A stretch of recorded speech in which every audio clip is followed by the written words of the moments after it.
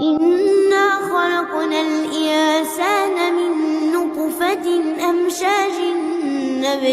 نبتليه فجعلناه سميعا بصيرا إنا هديناه السبيل إما شاكرا وإما كفورا إنا أعتدنا للكافرين سلاسل وأغلالا وسعيرا إن الأبرار يشربون من كأس كان مزاجها كافورا عينا يشرب بها عباد الله يفجرونها تفجيرا